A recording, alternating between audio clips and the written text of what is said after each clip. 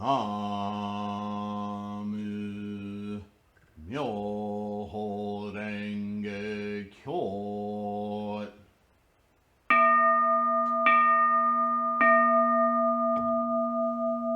Namu Myoho Renge Kyo.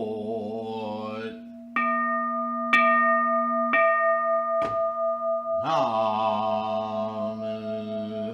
Myoho Renge Kyo.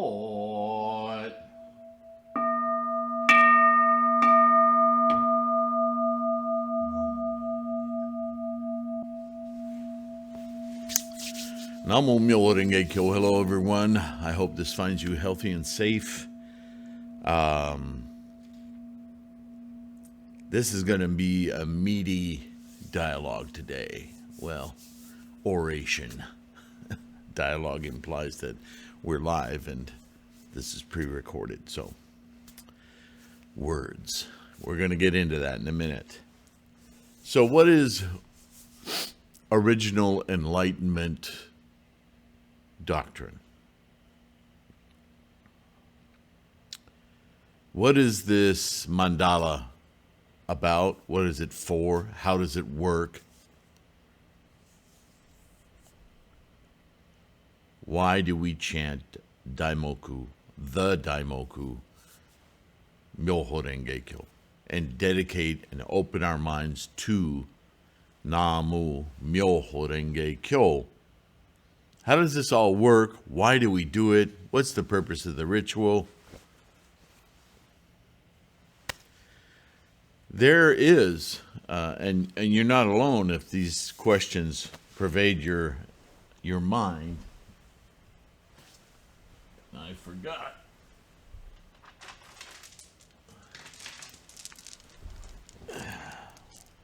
This is going to be an in-depth study, and it might end up being more than one video. I may just go long on this one. It might be helpful if I can stage it. The long and short of it is, no pun intended, that you may have to review parts of this video. Because although my mission on this channel is to demystify and, for lack of a better term, secularize or simplify or just give you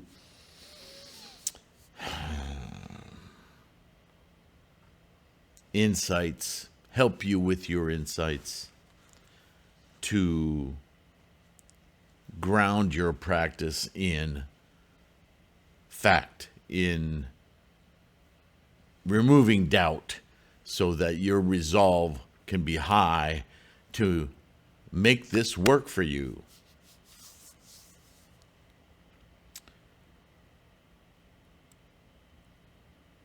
So yeah, original Enlightenment doctrine.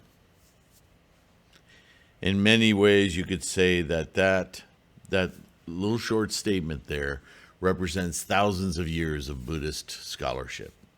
So yeah, it's probably not likely that I'll get through every aspect of it in one video. However, if you're familiar with me at all, you'll know that I'm going to circumambulate this thing,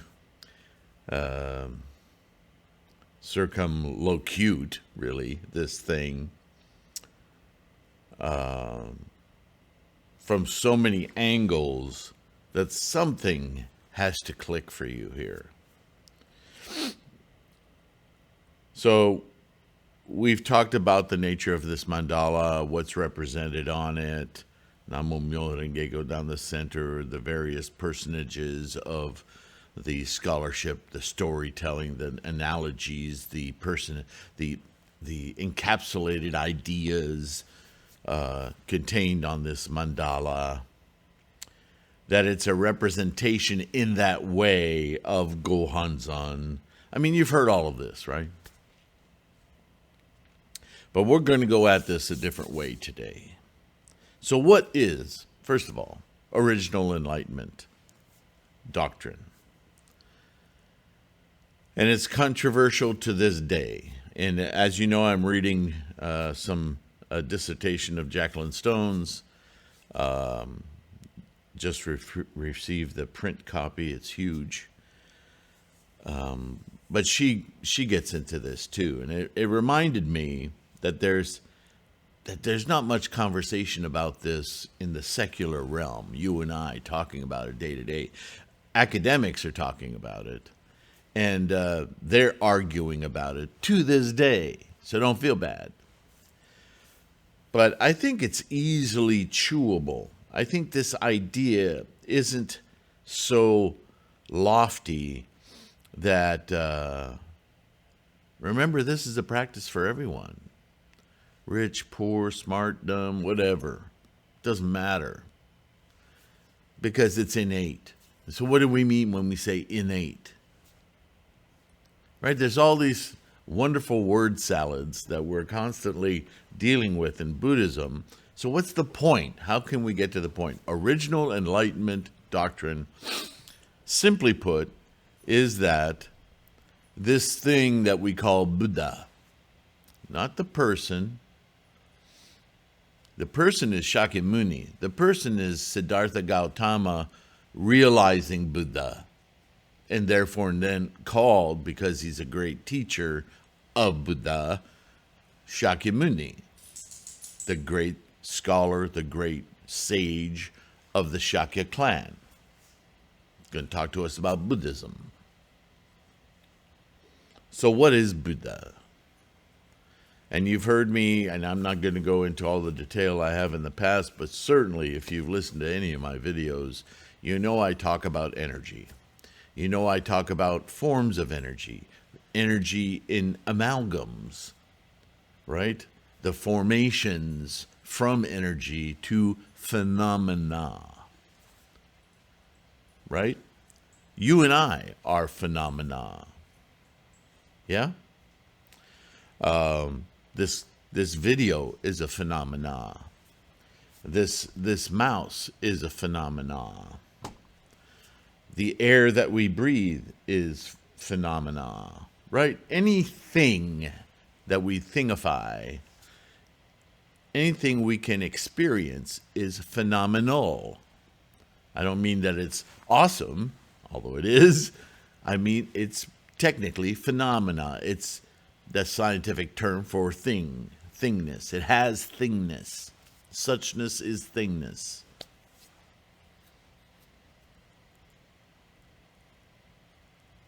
And original Enlightenment doctrine simply says that all of that thingness, all phenomena, are constructions. They're constructions of energy. Ultimately, are at their core energy. Buddha. Simply that.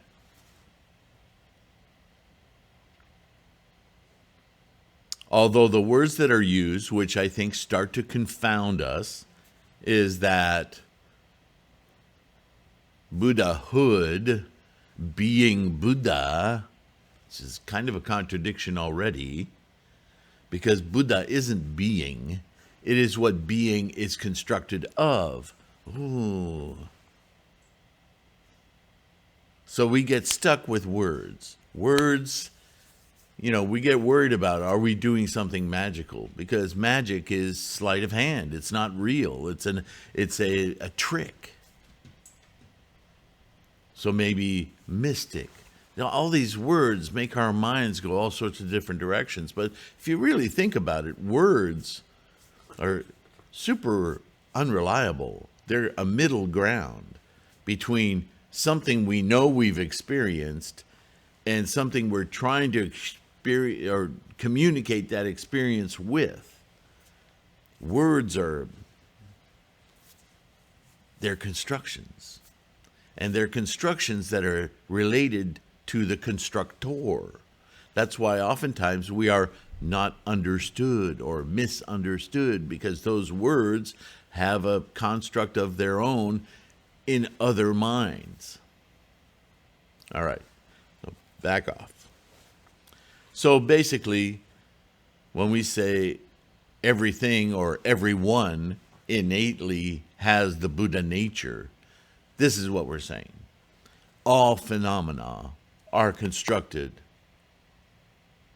What are they constructed of?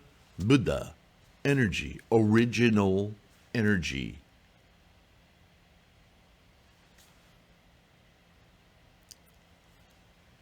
A little bit more profoundly than that, what we're identifying when we say that is you've heard this many, many, many times in many different ways, not necessarily Buddhism, duality, right? Think yin yang, the Taoist theology, or not theology, ontology or philosophy of yin yang, right? Everything is about duality. Duality at its fundamental nature is the energy and what is constructed of energy, duality. So if you say that everything, phenomena, is constructed from the same core element, let's forget about scientific terms so much, but energy, that's a duality. We exist, samsara, in a reality that is constructed of dualities. Follow? It's pretty simple. How do you label yourself? Now, I wrote notes here so I don't just make this an all-day discussion.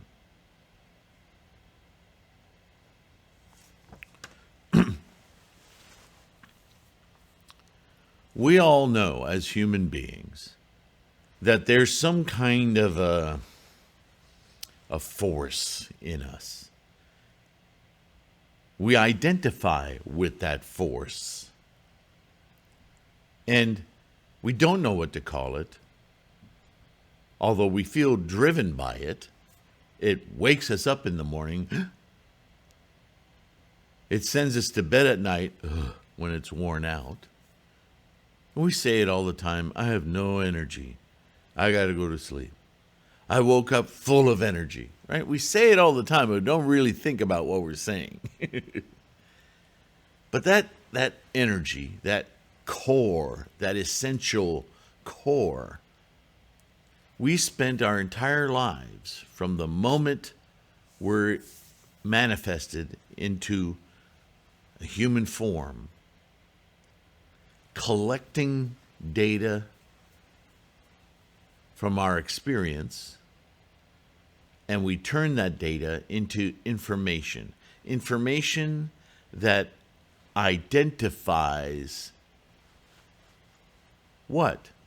Do I identify this is a building, this is a video, this is a computer? Or am I really saying that I'm trying to identify me, myself? I'm not this computer, I'm not this building, I'm not this video, I'm not this dog, I'm not this tree. Whatever is left over that I can't define is me. Later on, you get more sophisticated and you start adding attributes to yourself. I am a man, a boy. I am bald. I am hairy. I am thousands and thousands. This is all information we keep agglomerating onto this little cloud of energy that we're desperately trying to identify. And how many times have we looked in the mirror or sat on a couch or had quiet moments when we thought, why in the hell am I here? What am I doing? Where am I going? And questioning everything, right? That's a crisis of identity. Because nothing we're doing seems to satiate this need for knowing what and who in the hell am I?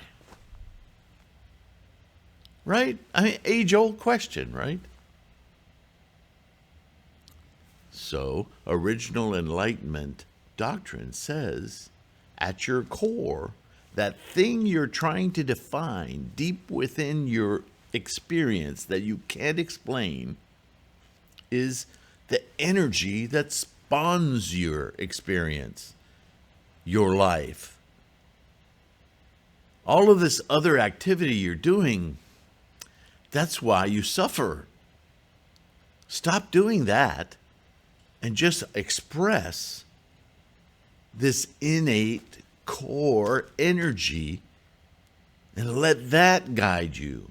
Oh, that's foreign. I don't understand what to do with that. But that's the innate Buddhahood. That's the energy of formation. That's the karma that's instantiating into the duality of you. Your core is just energy. It's the energy that drives your DNA and your marrow to make cells that your DNA can program to do all of the various things that it does, to heal organs, to replace flesh, to keep this apparatus of your body, your phenomena, emerging a brain, a mind, a consciousness. That ninth amala, amala consciousness, your Buddhahood, is that core thing that you can never really adequately know.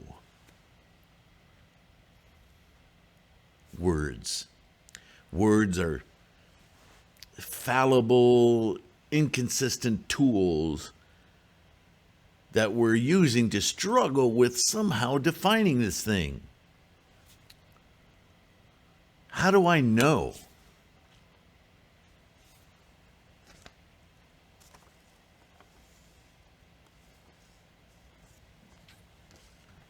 So, original Enlightenment doctrine says,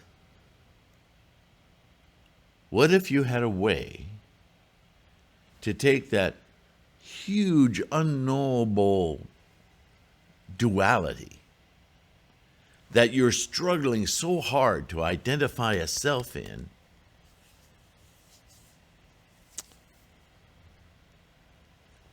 and you could collapse that into the simple experience of the foundation of all of it, the energy of all of it, the Buddha.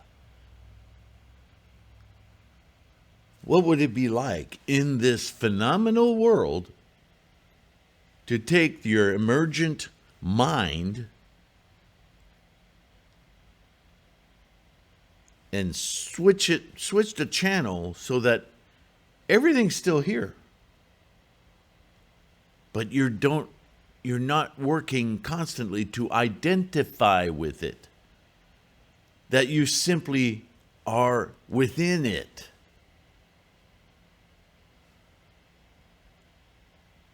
You collapse the duality and you see and experience and know that everything, like you, is innately this Buddha, this energy. Now, there's a lot of fear in academic circles that when you say that mathematically, disconnectedly, and you say, wow, that everything that we experience in samsara is itself an expression of Buddha, that people will say, oh, well, if I'm innately Buddha,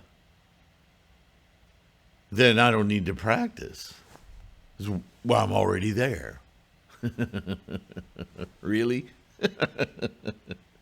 I don't understand how academics can go so wrapped up in words, equations, and definitions that they can actually make that a reasonable argument. But I suppose there would be those who'd say, well, look, if everything that we're experiencing is itself enlightenment, then what's to practice? What's to do? What's to study? Okay. Right? I don't know. I've never said that, but I could see how somebody could say that, especially if they're just... I'll tell you why I think somebody would say that. And maybe you've said that. I think Buddhism can be intimidating because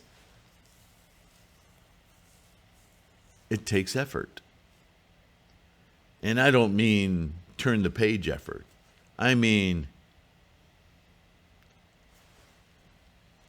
it's really difficult.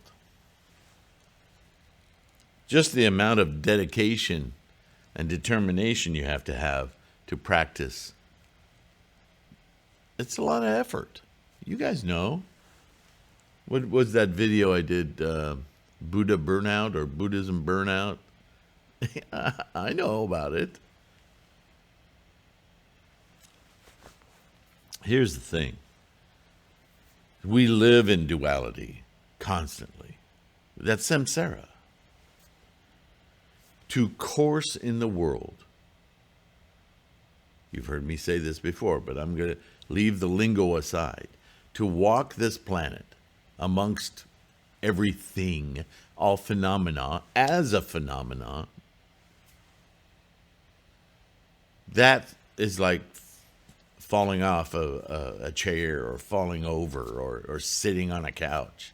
It's what we do. To collapse all of that experience into a singular thing, that does a lot of things, right?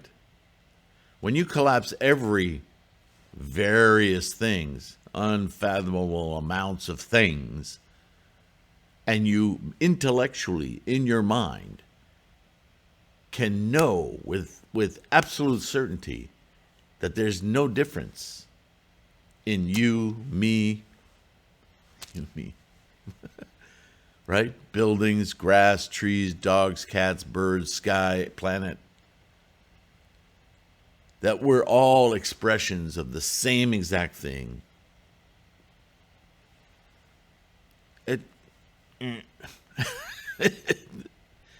It's not easy to do that.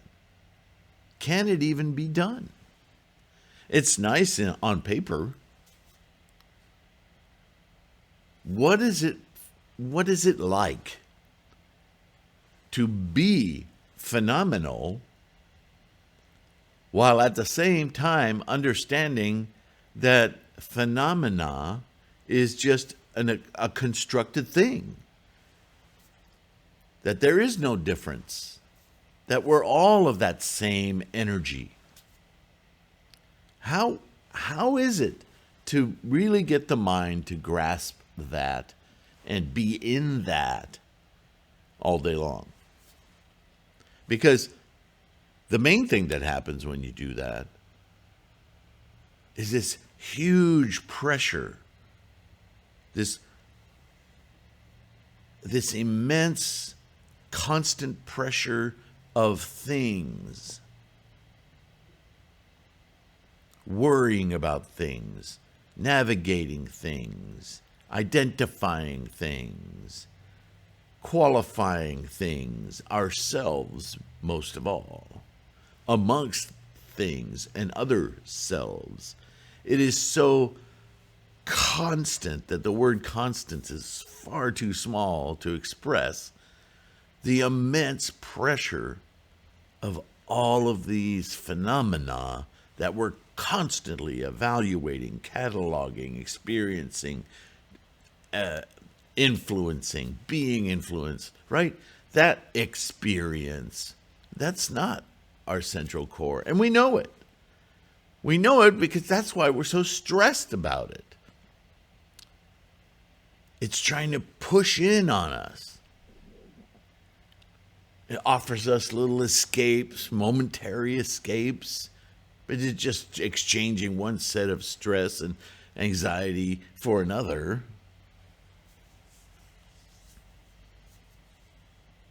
What's it like not to have that without losing everything, because we're attached.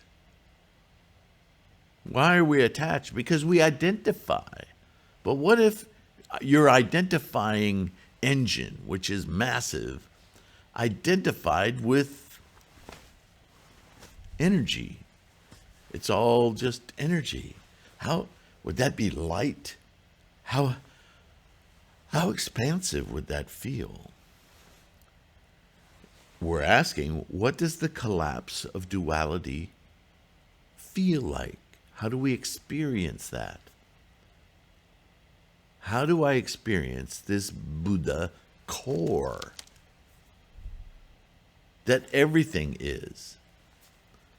It's hard to put words to, but how?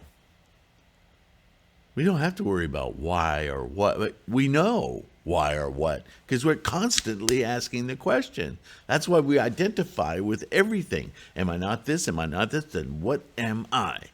If I'm not all these things, then what am I?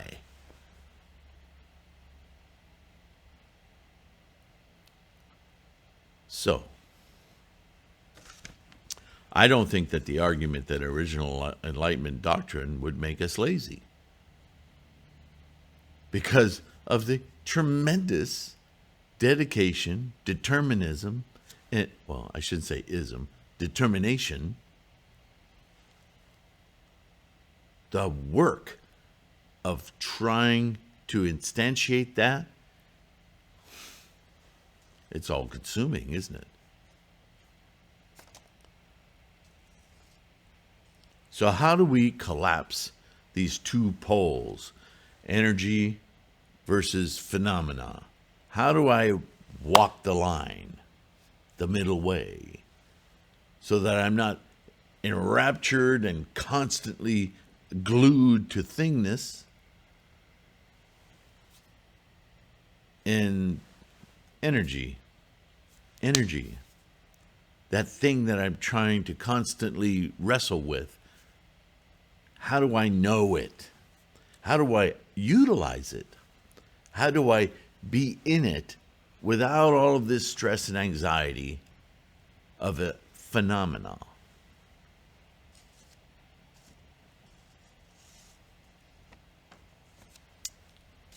So this is where we come to the mandala.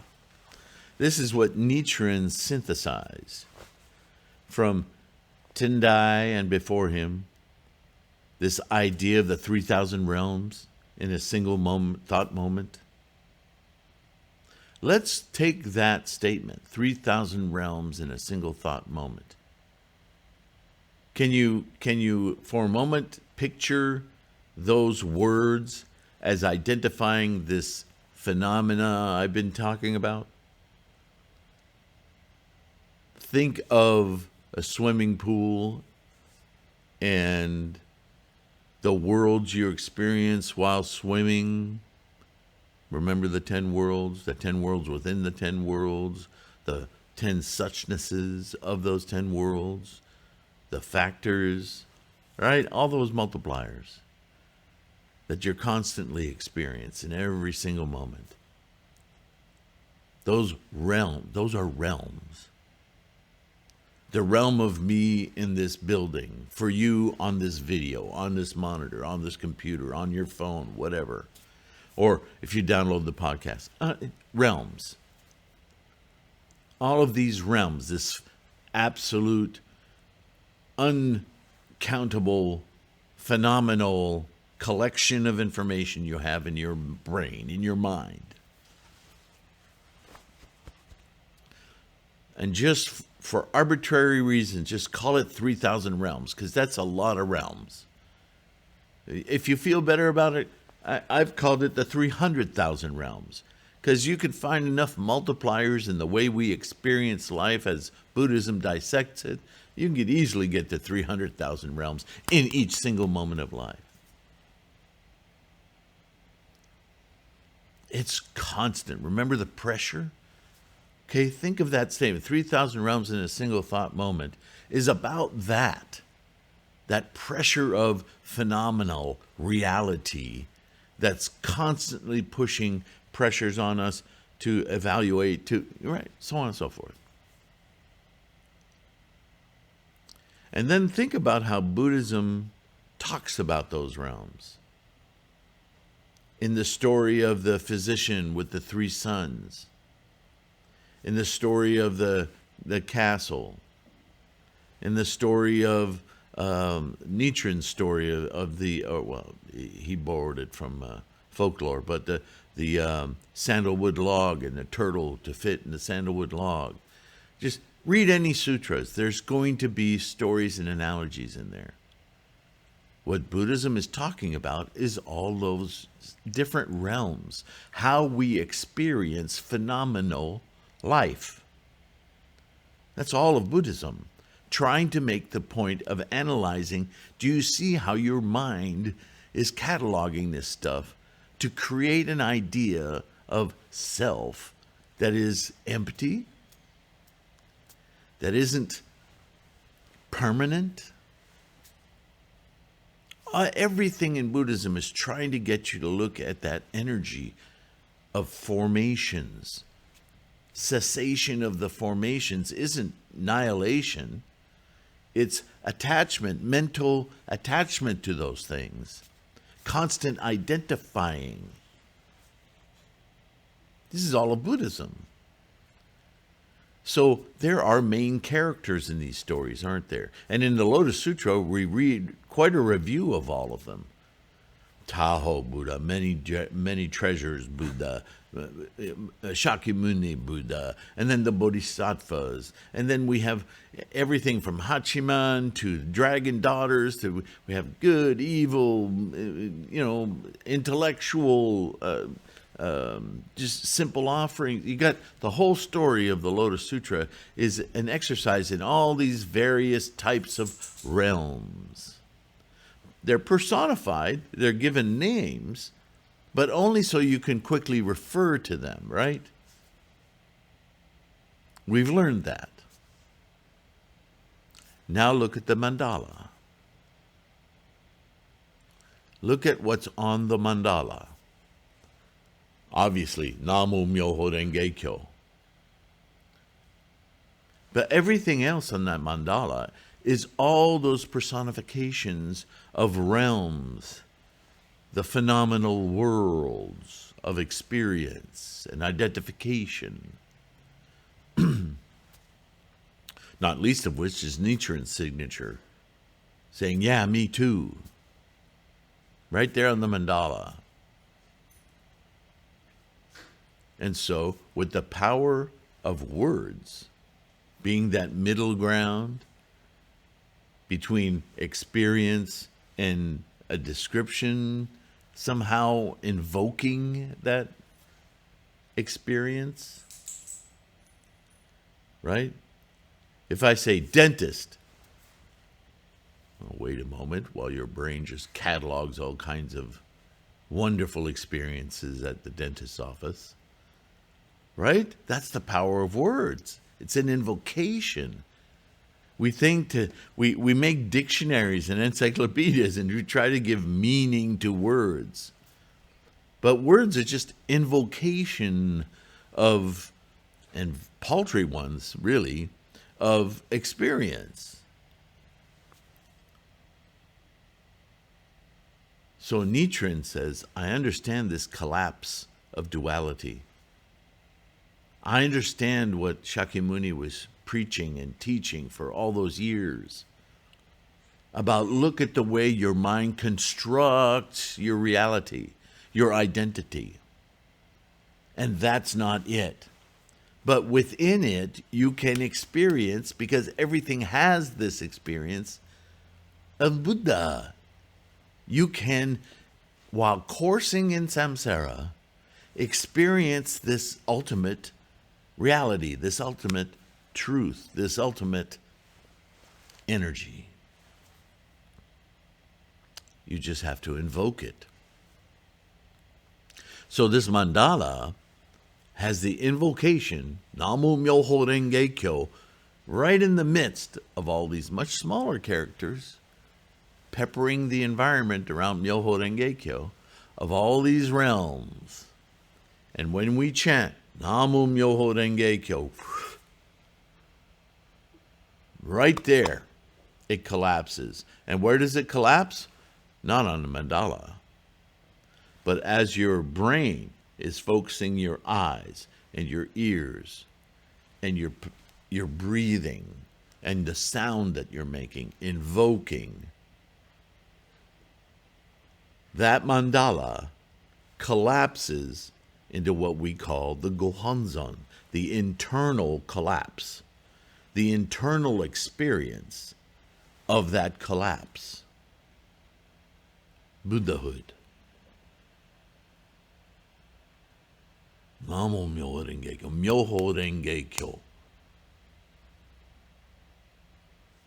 The invocation of the energy, the vibration of it, the sound of it, the proliferation of it, the manifestation of it. Myoho Renge Kyo. That is why we use this mandala. We need an intermediary. Our phenomenal person is so wrapped up in the phenomenal pressures around us of identification that if we can focus with our mind, distract everything else. This is why we need a butsudan, a free wall, nothing to distract us, a quiet place, so we can have this mandala alone to focus on the characters of Myoho. And when we invoke it, we invoke this core energy, Myoho Renge Kyo. Even the mandala itself starts to shift. It becomes fluid because our focus is on the energy, not the phenomena. And the realms, they collapse. The duality collapses because it's all imagery.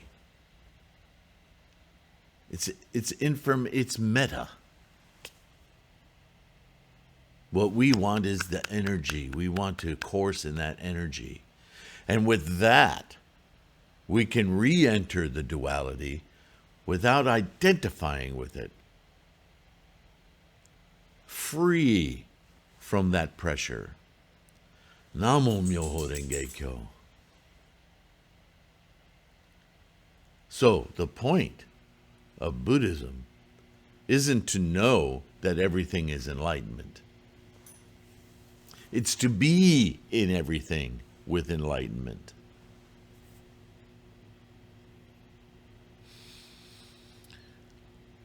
That takes effort.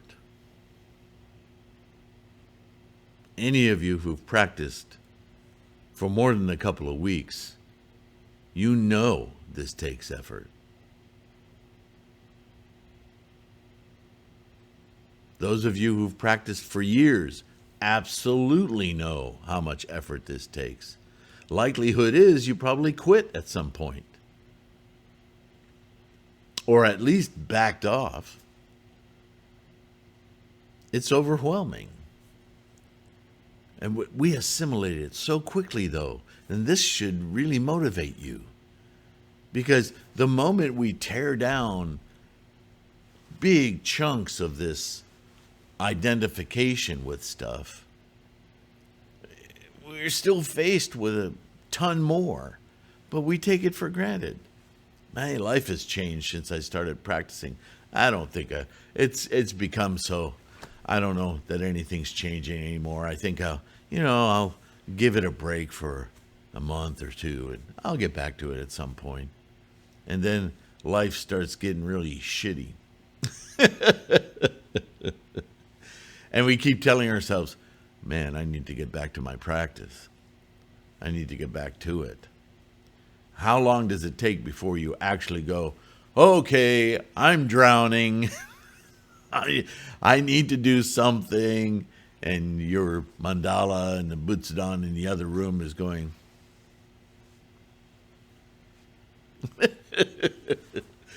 and you slowly get back into it. Or maybe it's a big trauma and man, you chant all day. I don't know what it is. But this is the nature of being human. We are so before we come out of the womb, we're identifying stuff. And then when we come out of the womb, man, we're just identifying 1,000,000 miles an hour. Right? There's a lot of stuff, phenomena in our minds. We don't have to get rid of it. We just have to understand the true nature of everything, including ourselves. To release ourselves from that pressure of identifying with everything. That's why the statement, enlightenment is in everything. Because everything is energy. And your knowing of it, your experiencing of that truth is your enlightenment. But that's not something that just comes casually. Oh, everything's energy. And if I just understand the world that way, I'm Buddha. I have my Buddha experience. Okay, cool. See you later. Yeah, good luck. I mean, there it is, words. They don't mean anything unless we assign meaning to them. And that's tricky business. So when we chant the Daimoku of the teaching, the Dharma, the methodology for invoking this knowledge, this experience, how can we get that knowledge and experience and really get study?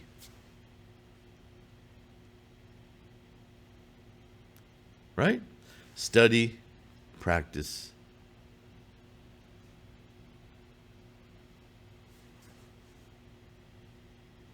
Experience. Namo Myoho Renge Kyo. Thank you for listening along. If you have questions, I really want to hear them, because this kind of discussion, it can pop up all kinds of little thought bubbles. I'd like to keep this going. I'd like to keep talking about this original Enlightenment doctrine, because I think it's at the core of why we practice, how we practice. What are we looking to accomplish? Buddhahood. Okay, what is that? I think this is the fundamental conversation we need to have to create confidence, dedication, a sense of discovery and inspiration, insight, to drive our practice to success. We don't want to get tired of our practice, because then we're giving up on our own enlightenment. We can't do that. So let's talk about this. Let's ring it out. Let's really know. What is it I'm doing? Namo Myoho Renge Kyo. What is it? What am I trying to accomplish? And in that goal, everything in your experience of this phenomenal life will align itself. See, that's something we haven't talked about yet either. What's the purpose of being enlightened if I'm still going to be living in my car? Well, living in your car is a reality that's been constructed from karma and behavior that you've had since you were born. How do you change it? How do you realign it? Well, the problem is the identification with phenomena. If you're no longer identified with phenomena, then all phenomena are equal. Whether you're living in a mansion or a car or under a bridge, that's not the issue. That's just phenomena. So if you can align your karma, your energy and formations to a clear, unattached, unidentified way, then whatever your momentum, your karmic body of energies will derive from phenomena everything it needs to instantiate to its fullest. This is why I say maximal potential. What is your life energy capable of without the restrictions of identification to phenomena? See how this is key, central?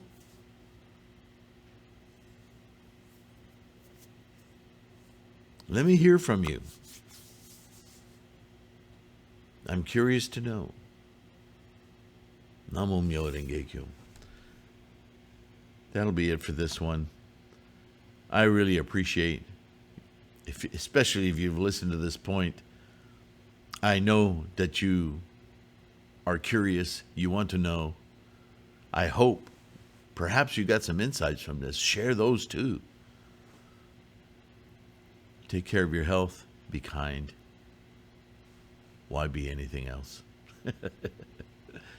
Thank you. Thank you to my patrons. Like, subscribe, share, and I'll see you in the next one. Namo Myoho Renge Kyo.